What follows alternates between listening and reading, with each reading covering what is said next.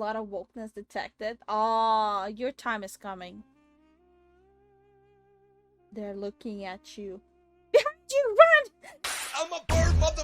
I'm a bird. Unhinged IGN translator Ki-hoon Chun goes full mask off after Black Myth Wukong success. For the longest time, I was innocent with my perspective Whoa. of gaming journalists. When I'd look That at them and jump scared say, me.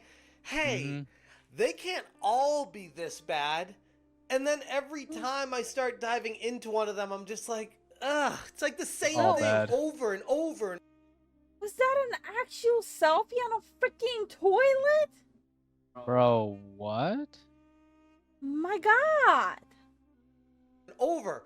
It feels like every single one of them is an activist. What's going on, guys? Welcome to another episode of Smash JT. One of the examples that I was thinking of for a while that I would just let slide was Ki-hoon Chan, the activist slash translator for the infamous slander piece against Game Science's Black Myth I was right Wukong, there coming out assuming. of IGN, you know, co-authored with Rebecca Valentine, someone who I've covered in a couple videos so far. But Ki-hoon Chan is just as bad, if not worse. Not surprised. Hit that subscribe, give me a like, and check out smashjt.com for the full article talking about how Ki-hoon Chan didn't just have a mask slip moment. This was like a mask fully ripped off on Twitter behind protected mode with tweets that were shared with me from Old Man Grimm, and how this exposes just how... Wait, I do want to read it. It looks like the misinformation propagandist who doesn't properly understand Chinese because he's Korean is big mad that people are loving Black Myth Wukong and that people are calling out her shitty mistranslation. Can someone explain to me, with so many Chinese people in every single country and online, you hire a Korean to translate? Yeah, that's what I was looking at the name. I'm like, that has to be not Chinese. That's Korean. That's straight up Korean. That doesn't make sense. It doesn't make sense. You can literally go on freaking Fiverr, Upwork, pay $5 for it to be translated. and how this exposes just how deranged these people really are. In the saga that has captivated quite a bit of the gaming community lately, Ki-hoon Chan has emerged as the harbinger of fake news. As the co-author alongside with Rebecca Valentine on the notoriously now infamous hit piece Black Myth Wukong and the developer Game Science, Ki-hoon Chan attempted to destroy the game's reputation before its release. But no, the tables have turned dramatically, with Black Myth Wukong just recently announcing that they have sold over 10 million copies in less than, what, 3 days since launch? That is like almost unheard of. I think Grand Theft Auto might have surpassed it with 11 million in that amount of time, but this is up there with some of the top selling, fastest selling games in the history of gaming. How did Ki-hoon Chan respond to all of this success? Oh boy, I want to see About this. as unhinged as you could expect it to Show be. it. Before I dive too far into Do it. the tweets from Ki-hoon Chan, there's an article that is extremely relevant for finding out more information as far as the So the article he wrote is how to get into gaming journalism, right?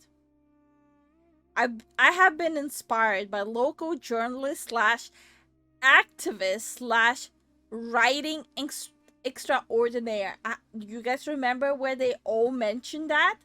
background and perspective of this individual and why they are so jaded when it comes to gaming journalism. In an article titled How to Get into Games Journalism from Ki-hoon Chan on the Medium from Honestly, I didn't even know I could even consider writing for a living until I landed my first job at 21, a copywriter. I mean, it's really easy to get into game journalism in US as long as every second sentence will be, oh, so this chick is attractive in that game, so let me scratch out attractive and I'll start writing, it's misogynistic game that over-sexualizes women.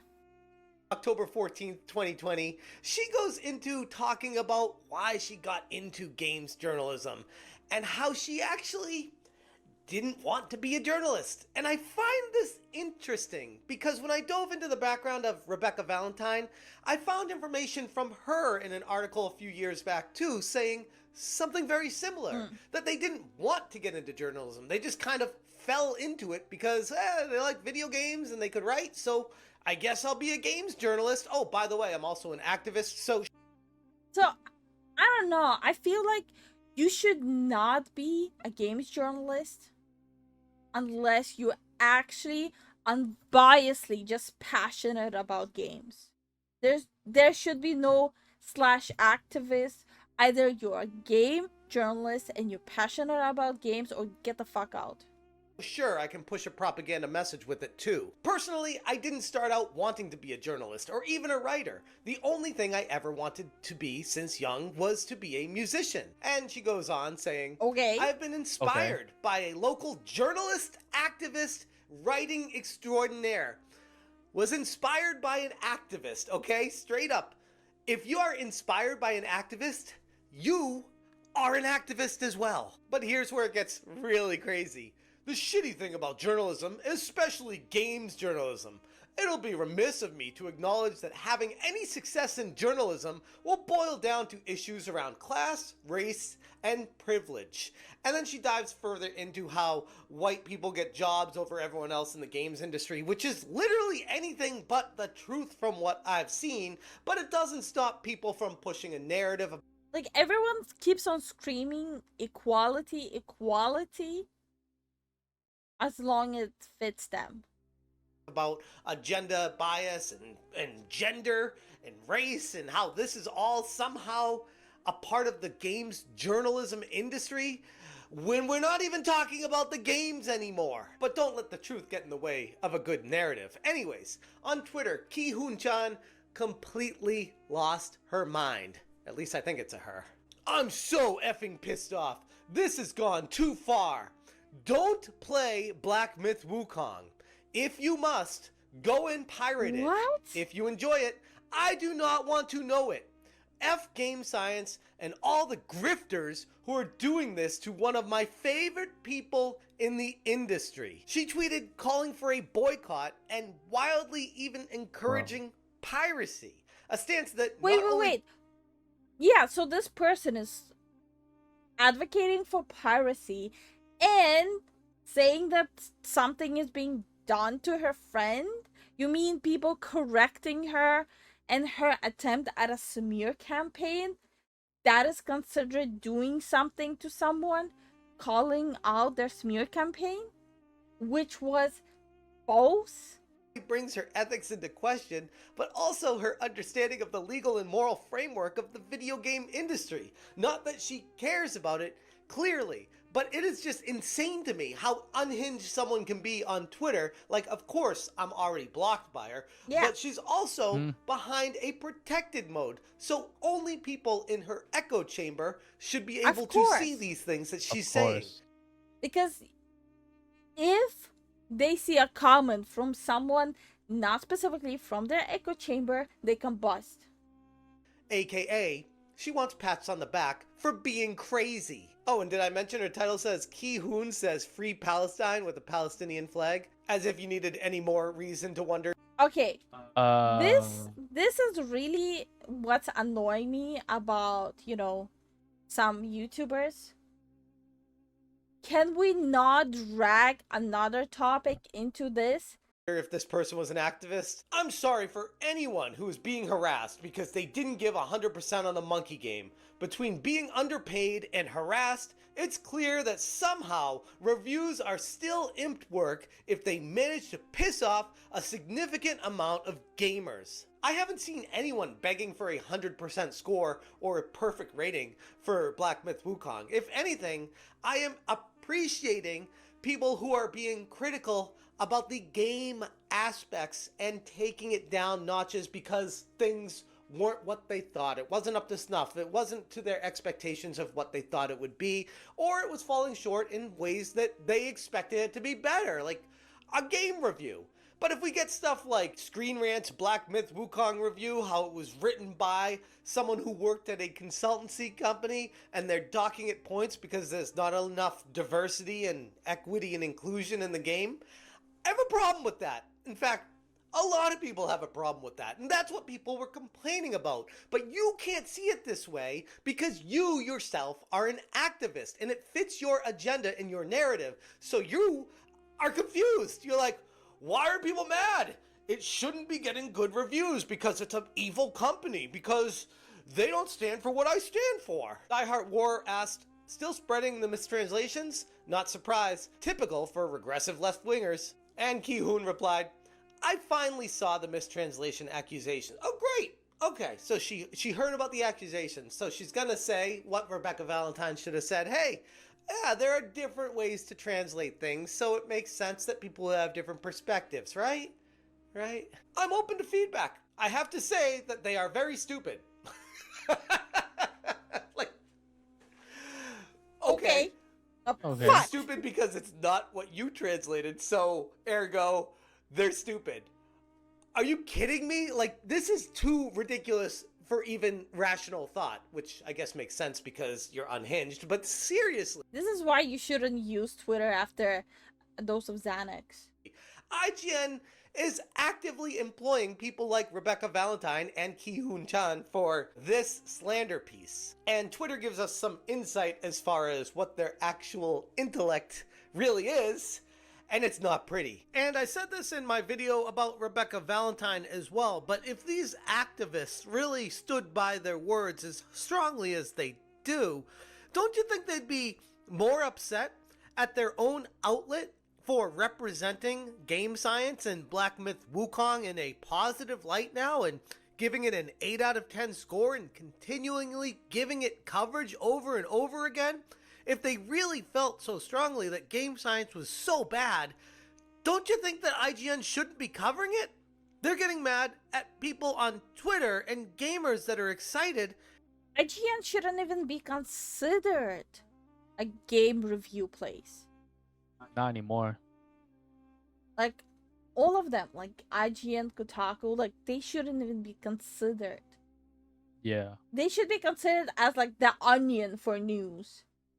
Instead of being upset at their own company. Grums on Twitter said, after that mishandled translation debacle on Black Myth Wukong hit piece, IGN needs to issue a retraction and apology along with the authors who smeared them. The authors Rebecca Valentine and Ki-hoon Chan have gone protected but should instead apologize. They added words and completely mistranslated.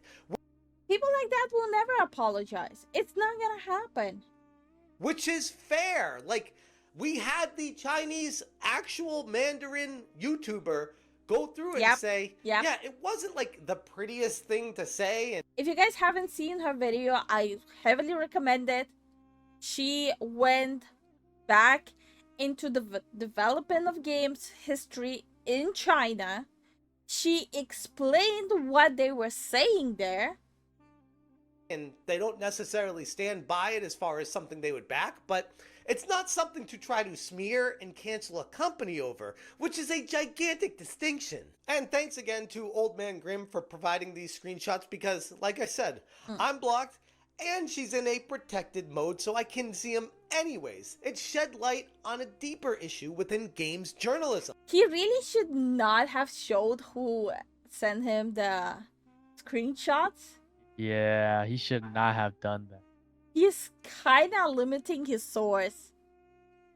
Where personal biases are overshadowing the factual reporting and any journalistic integrity, which when you put those words together in the game industry sounds more like an oxymoron these days. Chan's narrative has been completely debunked, not just by the actual Chinese YouTuber fluent in native Mandarin, but also the undeniable success of Black Myth Wukong, a game that continues to receive universal acclaim from the gamers actually playing the game, breaking the concurrent players record and approaching the fastest selling game ever. As Chan continues to barricade herself behind a wall of denial, the gaming community is moving forward, taking note, while also celebrating these groundbreaking achievements by game science. And I said it before when we were talking about Wukong. Most people do not watch YouTube videos on all the drama, and they don't use Twitter. No, they just want to play a game. They like, oh, wow, this game's coming out. This looks interesting. I'll just wait until it comes out. Numbers speak for themselves. Yep. And every day, every moment that goes by is making these journos look even worse, if that's even possible. Like, we're scraping the bottom of the barrel for how garbage these human beings really are. At the end of the day, the quality of the game speaks far louder than any of the actions behind the scene of a company. I'm not somebody that's like, oh, it doesn't matter what they did, we're gonna buy the game because it's fun. No, if the game company is like horrifically doing things that I definitely do not agree with and that I wouldn't want to be a part of, I personally would be like, you know what? I'm going to sit this one out. I don't want to support that game. But doing the research, diving further into this, Game Science did nothing seriously wrong. Like, sure, it's some locker room chatter, some banter, but these feminist activists are trying to have a massive hit. If we start judging people by every single crude joke they made between their friends, do you know how many businesses will be out of business? Canceled because of some words that were said that honestly weren't even that bad at the end of the day. Real journalism is about integrity and accountability, getting the story right, and swallowing your pride when required. Hide all you want. The secret is out. You guys suck at your jobs, and IGN should take note. Anyways, I'm going to leave it there. If you guys want more information, check out smashjt.com. I will link this article in the description below. If you appreciate what I'm doing, please consider hitting that join button. Thank you so much for watching, and as always, you stay smashing. We all know the old adage. That! Oh, For the yeah, I just longest went time, straight I to was the next video. Holy crap.